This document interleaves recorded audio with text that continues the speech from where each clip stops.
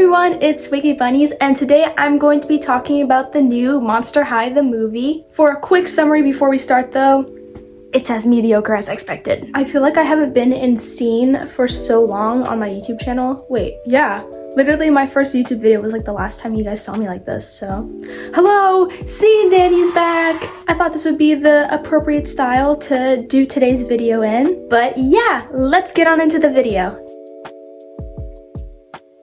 So we're first introduced to Clawdeen, and she's at a skate park being an epic skater, and then she falls down. The humans around her notice that she's non-human, so they chase her. She runs away, and then she gets back home. So she walks back into her house, and we get to see the most average and boring teenage bedroom ever. Like, come on, I know Clawdeen would not have this boring ass basic bedroom. Like, girl liked all the animal prints, gold, purple. Like, why aren't we incorporating that into this room? Like, I know it's a new generation and whatever, but like, can't you add a little spice to the bedroom? Because I've seen what her bedroom should look like, okay? I used to have the Clawdeen bunk bed thingy. I'll put a picture on screen here, but like, her room would not be, it'd be far from boring, that's for sure. Also, where the hell are Claude and Howleen? They completely got rid of the two sibling characters. Also, Claudeen's mom is dead now, so it's like, this is totally not like the original series at all, which I guess that's what they're trying to do, but why couldn't you have kept the two siblings in at least? Come on, Claude and Howleen were amazing. But anyway, let's continue on.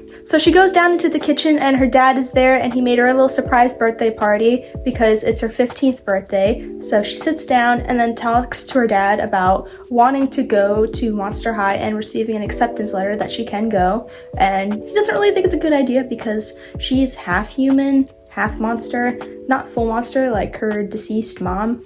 So he doesn't really think it's a good idea for her to go because maybe she'll get bullied or kicked out or who knows.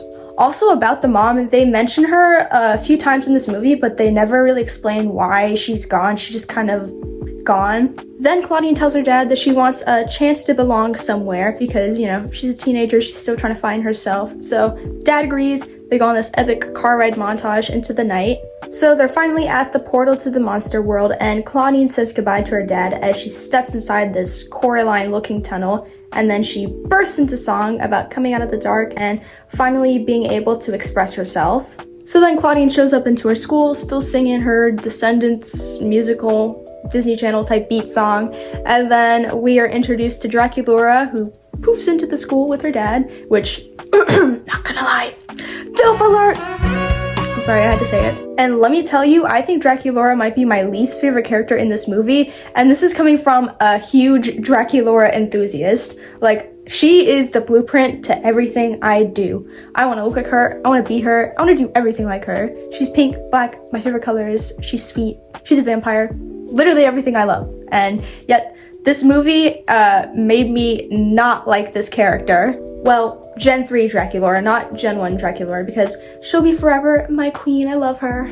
But like, there's so many things that I don't like about this movie's Draculaura. One, where the is her accent? I got it, Dad. No pressure. Like, listen, I do not give a shit if they change the monsters' races. Like, if Lagoona is Latina and Draculaura is Asian, I don't give a shit about that. That's great representation. But why get rid of the accent? Come on! That's like one of the cool things about these characters was because they all sounded different. Now they all sound like they're from like California, anywhere US. So why can't you give her a Romanian accent and don't say, oh, it's because she's American? Bruh, her dad literally has an accent. Like, come on. It wouldn't have really been that hard to put on a Romanian accent. And also, it makes sense, her dad literally has one, so why couldn't they have kept that in?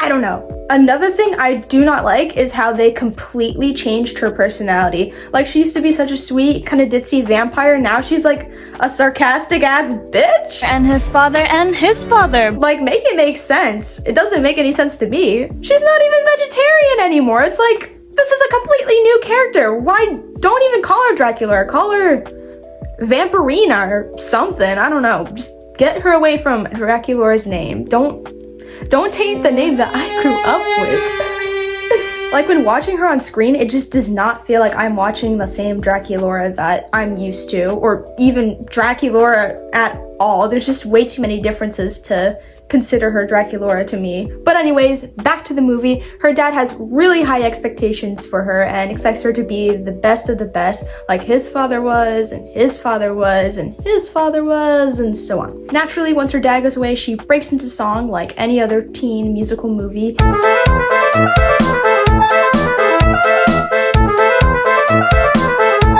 And talks about how she feels very pressured by him. Then Frankie stumbles in. They also break into song with the other ghouls. Then we get Cleo and Lagoona, if you can call Lagoona Lagoona. She's not blue, she's pink, doesn't have an Aussie accent, but now she has a Spanish accent? Like, huh? Then we find out that apparently Deuce and Cleo broke up last semester for whatever reason. We broke up over the summer. What? I'm sorry. You need me to eat him? No.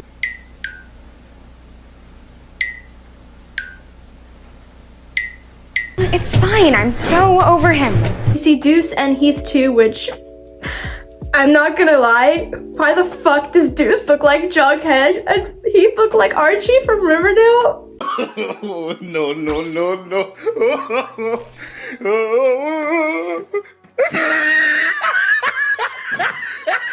I mean, maybe because they're both like teen musical type shows.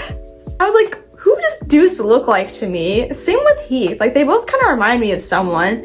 And then it just kind of clicked into my head and I was like, oh my god, he looks like fucking Jughead and Archie. Deuce also acts like not like other guys. He's weird. He's a weirdo. So that's also another thing that made me think of Jughead. I'm weird. I'm a weirdo. I don't fit in, and I don't want to fit in.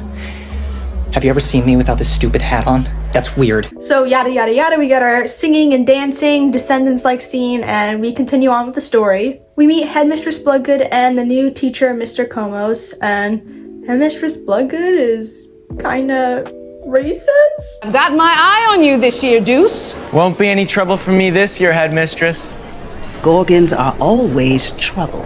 Then Bloodgood heads over to Dracula to chat him up because he's rich and gives a lot of money to the school. While chatting with Dracula, he brings up that the Founders Council has told him that there has been witchcraft being practiced secretly on school grounds, which is not an okay thing apparently because it's a human practice. And back to our main character, Clawdeen. She's trying to find her dorm room and she meets Ghoulia and we get this interesting interaction. Your room finds you.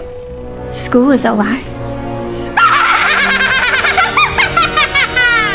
Clawdeen finds her room and she goes inside to see Frankie, who she meets, and Frankie is super excited about rooming together. Then the two meet their other roomie, which is Draculaura, and she is a total bitch and definitely not vegetarian. So please, keep to your side of the room and I won't have to suck all your blood out. So far, my favorite character is Frankie because she's the only one who is nice and has somewhat of a personality. I'm sorry, Clawdeen is just so boring in this movie. Painfully boring. And I can't like Draculaura because she's just an asshole. So we get to the next day and Clawdeen and Frankie are super excited about their first day at high school like any other teen would be. Frankie is only 16 days old and apparently already knows about the complicated construct that is gender identity, but not what a movie is. Okay. What kind of movies did you watch to prepare for this? Also, what's a movie? Seems realistic. We see Deuce and Heath being epic bros. And Cleo and Lagoona spot Deuce. Cleo goes over to tell him that she's officially over him and Deuce doesn't really care. Then Clawdeen and Frankie walk over near them and Cleo is just acting like her normal bitchy self. Check out the walking jigsaw puzzle. Hi, I'm Frankie. I'm made from a collection of dead people's body parts. And that hair, there's a reason a dead person let you have it. I love the hair. Aw, who's this lost little doggy with her purple claws? Who you calling little? Okay, let's go before she gives us mange. At least they kept her character right. Clawdeen stands up for herself and her ghoul friend and Deuce notices and compliments her for it. We get another scene where someone is pointing out Deuce's race, which again, why is everyone obsessed with his race? It's so weird. You're a gorgon. Yeah, but not necessarily that kind of gorgon. I've got a strict no snake bites or turning anyone to stone policy. We see a tiny little crush formed between the two, and then Clawdeen is sent to the headmistress's office. So in the headmistress's office, Bloodgood tells Clawdeen that they will have their annual Founders Day dinner for the sponsors of the school. They have the dinner to celebrate for when the monsters opened the school and liberated themselves from human tyranny, as she said. Clawdeen is selected as the ambassador to it, so she will represent herself and talk about her family, which Bloodgood then asks about. Being nervous about lying about her dad being a monster too, she notices that her hands start turning human-like, and she excuses herself to the bathroom because she doesn't know what the flip is going on. So she runs to the bathroom and opens up to find draculaura totally not being a witch. In the next scene, we see Clawdeen and Frankie walking in the school garden. Clawdeen then not so subtly asks Frankie if they've ever heard of monsters changing into humans. Frankie tells her that they have heard it before, and it happens to part monsters when they're teens and experiencing a strong emotion like fear. It can also temporarily transform a mixed monster into a full-on human form. We then get this oh so relatable scene about those teens on their phones. Hello, fellow students. I also have a phone. I said I also have a phone. I need some social media. Which I know Gen Z is attached to their phones, but like, not like this. Come on, this is not realistic. This wouldn't happen. Then this happens in the next scene. Oh, dude! Haha, hysterical. Fart joke. While in Monster History, Clawdeen asks Mr. Comos if all humans are bad. We then get a song about the story of the half-monster Dr. Jekyll Hyde and why humans are bad. I also hate how they used Dr. Jekyll because there's already an existing character in Monster High, so they just made him like this ugly old dude, which he used to be a cute guy, but whatever, I guess he's ugly and old now. So then Dr. Jekyll is put on trial for being part human and then kicked out of the monster world to then be killed by humans. This scene was honestly pretty fun to watch. The choreography was really fun and the song was pretty catchy, and I also might have a crush on Mr. Comos. One thing they did get right in this movie is the men, cause oh my, all the older men in this movie are so fine. Then class ends and Frankie doesn't know what a high five is. Frankie, high five! Sorry, I don't know what that means. Oh, it's an act of celebration. You just put your hands together. High five! 16 days old. Doesn't know what a high five is. Or a movie. Knows gender identity. Okay. Then after class, Clawdeen asks Mr. Comos if she can do a report on Dr. Hyde. He tells her there's a rumor of him having a secret lab somewhere on campus. So then she asks if Hyde ever found a way to become full monster. And according to the legend, he made a potion to make himself full-on monster, but never took it, and rumor has it that the potion is still there in his secret lab. Mr. Comos then tells Clawdeen to go to the science archive so she can research, and she does. While in the lab, Clawdeen gets spooked by some flickering lights. Hello? It's the hash-slinging slasher! And Clawdeen transforms into a full-on human, and Frankie then sees her. She and Frankie sit down and talk about it, and Frankie, they don't mind.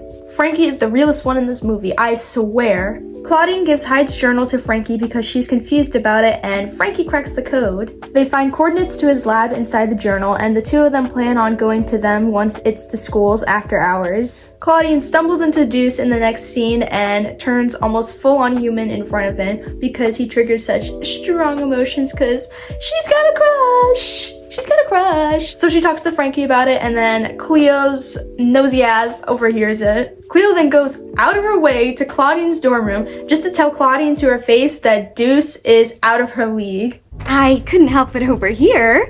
You have a crush on Deuce? I don't like Deuce. Okay. Well, good.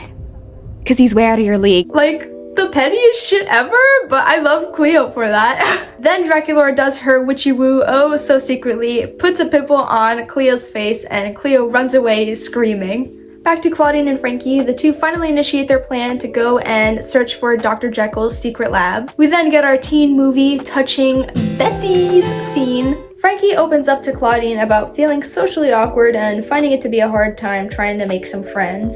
The two have a heart-to-heart chat about having each other, which is so #GhoulPals. Clawdeen smells something weird nearby, so she goes and checks it out, and oh my god, would you not believe it?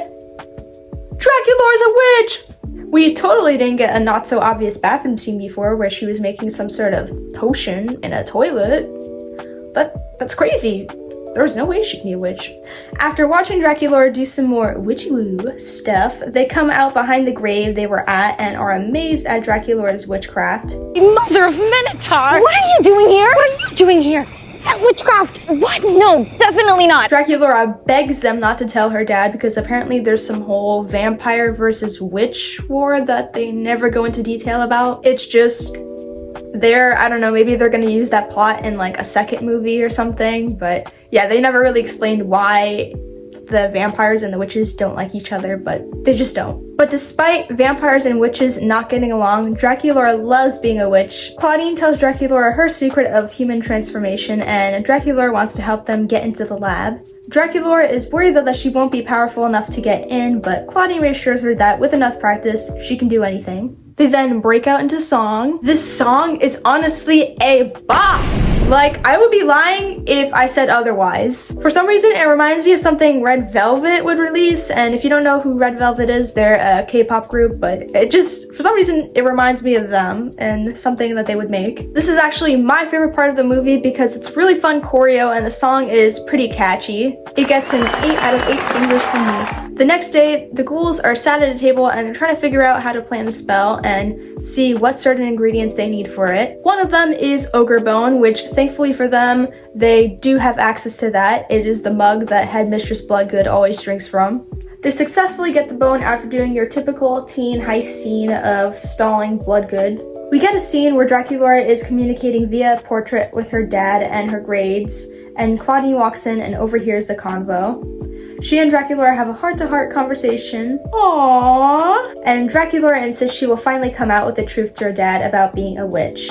The next ingredient they need to find is snake venom, which the only person in school that has that is Deuce, which Clawdeen volunteers to get. Clawdeen goes on a walk and talks to Deuce, and he opens up to her about wanting to find his identity and become a new person. He then breaks out into song about wanting to figure out who he is. Then it kind of leads into the two singing and being in love. She then finally asks about getting snake venom, which Deuce is surprisingly cool about, and he's just chill about it. He's like, yeah, sure, here you go.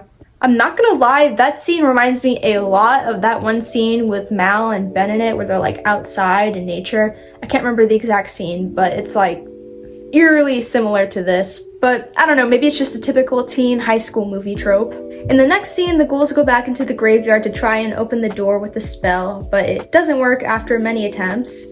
They head back inside the school, kind of dejected, and are greeted by the Mr. Comos, Headmistress Bloodgood, and Cleo for going against the Monster High School by practicing witchcraft. Cleo is the one who snitched to Bloodgood because apparently she has some familiarity with incantations when she was mortal, so yeah, she was a snitch hoe. Draculaura is then exposed for witchcraft, and Headmistress Bloodgood tells Draculaura that she will be telling her dad, Dracula. Then there's some weird gust of wind and it becomes dark and shaky in the school. Cleo almost gets squashed by a gargoyle statue, but Clawdeen saves her before it happens. They find out that the school was all weird and shaky because there was an untrue monster heart in the school, which means there was some sort of human threat inside. Then they all go back into their dorm rooms and Clawdeen packs up all her things and dramatically runs away back into the human world. Draculaura and Frankie find her and bring her back like 2 seconds later, and Clawdeen joins them back into the monster world. Next day, while the Founders Day dinner is going on, they go back into the graveyard and they discover that when Clawdeen transforms into a human, her hand can open the door, which I thought was kind of painfully obvious as to why the door wasn't opening up with magic, because, you know, guy was half human, half monster. Why would he want to let other monsters in, you know?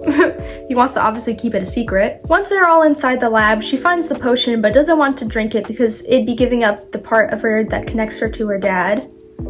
Mr. Cumbles finds them and tells Clawdeen to not take the potion. He explains that he also knows what it feels like to be an outsider because he himself is part human. That was quite predictable for me, to be honest. I kind of figured that he'd maybe half human, because like, how do you know all this stuff about a half human person? Kind of sus. He tells her not to give up who she is and that he knows a better way in fixing it. She then gives him the potion and he takes it for himself. And in the most obvious plot twist, we find out he's the son of Dr. Hyde! Like, I don't know, it felt pretty obvious to me that he was gonna be evil of some sort, cause, I don't know, he gave evil vibes, but like sexy evil vibes. He then turns into the ultimate monster and explains that he came to Monster High to get revenge for his father and destroy both the human and monster worlds. Like, damn, he just hates everyone, does he? With his newly found monster powers, he can steal the essence of monsters and he takes draculaura's. This line makes me feel very uncomfortable though. Oh man, I feel good! Look at this rockin' bod! Quick, run! Two ghouls carry draculaura, but they are trapped within the tomb with Mr. Komos coming after them. Clawdeen tells Frankie to live stream for help so that Cleo can see it, and then Cleo tells Deuce. Hashtag Gen Z, right? Those kids and their phones. It actually saves their lives. They finally get out with the help of Draculaura's witchcraft, which she can still do because it's technically not a monster thing and it's a human thing, so yeah, that was a good way to get out. And while running away from Komos, Deuce and the rest of the gang show up. Komos steals Deuce's power and turns Deuce to stone. Clawdeen weeps over Deuce and then turns human in front of everyone. Cleo then comes over to give Clawdeen her phone, and when Mr. Komos tries to turn Clawdeen to stone, she uses the camera to reflect his eyes back onto him and he solidifies. Headmistress Bloodgood walks outside and sees the scene, shocked at what happened, but even more shocked at Clawdeen being a human. Then we get to the next day, and Clawdeen is going to go back to the human world with her dad. She goes back inside to say goodbye to her friends, and Bloodgood tells her she's not leaving Monster High because the school is now fine and that the true problem was Komos, because only an impure monster heart could destroy the school. So then Clawdeen officially becomes the second half human to ever join Monster High, and she breaks out into song and dance with the rest of her school, and that's the end of the movie. So yeah, we get a very similar Descendants-like movie ending. Now, when going into the movie, I didn't really have much high expectations for it because I had already seen the posters and also the trailer and was already very disappointed by the choices that they made with the character designs and like the actual character personalities. So I didn't really have that much of a high expectation while watching this movie, but it's not as bad as I thought it was going to be. It could have been worse. The two things that bugged me the most while watching this movie was, one, it didn't really feel like I was watching a Monster High movie, and two, it was just the personality change of all the characters. Like, the only one that really stayed the same was Cleo. I feel like all of them were so different. Like, Clawdeen used to be so fierce and cool. Like, Clawdeen is one of my favorite characters besides Draculaura. I would say she's probably my second favorite because Draculaura is always gonna come first. I'm sorry, she's just my girl. I'm kind of in love with her, but anyway. But Clawdeen's always been like my second favorite character, and just seeing like what they did to her is just very disappointing. She's just so like your basic typical main character high school girl, new girl at school, and she doesn't really have that much of like a fierce, crazy personality. And where's her passion for fashion? Like, that's the one thing that I loved Clawdeen and related with her so much, was that she was like a cool New York City ghoul that was into fashion. So the fact they got rid of all that is kind of disappointing. And the same thing with Draculaura, how they completely switched her up was kind of weird. Like, why get rid of the accent and also her personality? Like, it would be one thing if they kept her personality the same and got rid of the accent. Like, both at the same time? That's just so much of a change. Like, it's not even Draculaura anymore. Frankie, I actually surprisingly liked a lot. I don't know if it's because she was like one of the only likable characters in the movie, but I don't know, I kind of find the new Frankie to be kind of fun and quirky and whatever. So I think they did a good job with keeping Frankie's personality like different, but not too different, where it doesn't feel like I'm not watching Frankie at all. Deuce was kind of interesting. Did not feel like I was watching Deuce when looking at him, because he was just like, I don't know. It was like I was watching Jughead from Riverdale. That's what I felt like I was watching, because Deuce in that movie, he's like chill, cool, but it's not the same type of cool that like the original Deuce is, you know? You feel me? You feel me? And like the character design too is so... Why the f are his snakes under a beanie? Like, it's so... Come on. I guess maybe they didn't have enough budget to like animate his hair or whatever, but come on, that was like such a big part of his character to have like his snake mohawk out, and you just got rid of it? Why? Lagoona was kind of barely in the movie, so there's not that much to comment on her, except for the way her character design is and the way that she speaks now.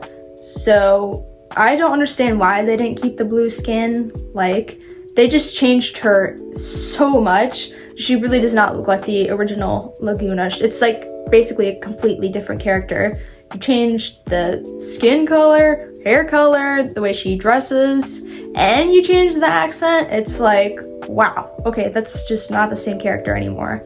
I don't know why they couldn't have given her the Australian accent still, but whatever. I guess they wanted to do something new with it. I feel like it would have been cool if they made her an indigenous Australian, but I don't know, maybe it was just me who thought she was indigenous, but considering the whole thing with Gil and the freshwater versus saltwater, which I'm not sure if Gil's actually supposed to be Australian or not, but I mean, if he is, then he's definitely like white Australian, and she has to be like POC Australian, so I don't know why they didn't keep it. Still could have had representation, but just like more close to the original and not completely change her character. One thing I want to discuss when it comes down to representation is that I don't understand how they didn't add Ghoulia more in that movie, or even in G3. I feel like she's not really in there too much. And I feel like she has some pretty important representation because she's definitely on the spectrum and is neurodivergent of some sort. I feel like that's one reason that a lot of people liked her character so much, was that they could relate to her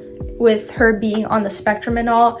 And it's just kind of disappointing that they completely got rid of that. Like, it totally got rid of a huge thing that you don't see represented in media often. Like, I don't usually see that many autistic characters in TV shows, and if I do see them, sometimes they're portrayed not really great.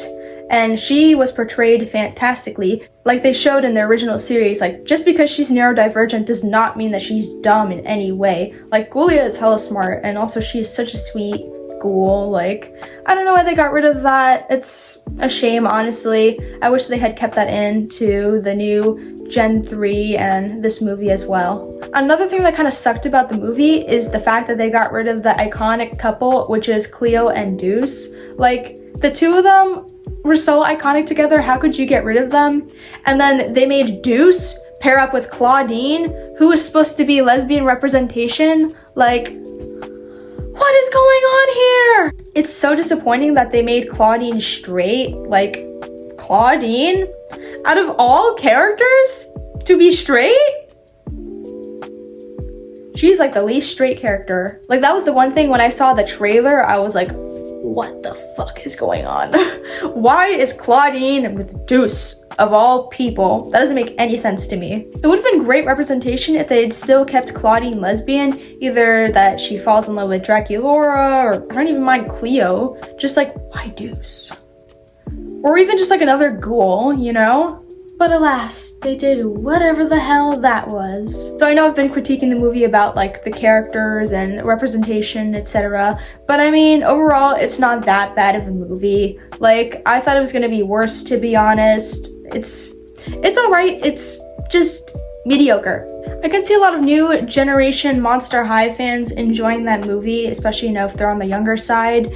But for us older fans and knowing what the original Monster High is, it's kind of hard for us to enjoy it in the same way. Because one, they changed up the characters so much. They're completely different from the original. Like, most people don't like it when you're messing with something that is so nostalgic to them. And I know personally that was the case with this movie. I was just kind of like, what?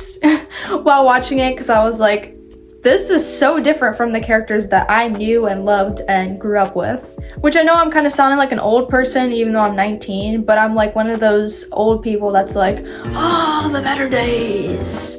But yeah, that's how I'm feeling right now with this Monster High stuff, because I'm like, what do they do to what did they do to Monster High, man? I feel like if they did a little bit of changes, people wouldn't have been as like upset and like, oh my god, why are they doing this? Like if they just did a little bit of like changes to character design or like personality wise, I feel like people still would have complained about it, but it wouldn't have been as bad. But they changed like a lot up. This is completely different from like Generation 1 Monster High, and even I've seen on like their Instagram, they consider it now 2 different things, like Mattel itself. So yeah, I guess they just wanted to do a completely different thing with Monster High, but I don't think that's always really a good thing, because like you're messing with the customers who are like so nostalgic about your old product. I guess that's why they're still making the old dolls alongside with the new ones. But yeah, it would have been nice to have seen like, you know, a more original Monster High movie, but we got what we got, so that's that. Well, that's all I gotta say. I hope you enjoyed watching this video. This is kind of like my first commentary on a movie type video. I usually make fashion videos, but I'm not opposed to trying out new things like commentary and whatnot, or just reviews in general. It was pretty fun actually trying to write, script, and film this, so let me know in the comments below if you're into these type of videos as well. I want to give you guys the biggest thanks for watching. Thank you for watching me ramble on about Monster High. I hope you found it enjoyable to watch, and for staying this long, let me give you a heart, and heart to you. And I'll see you guys in my next video. Ta-ta! Mwah!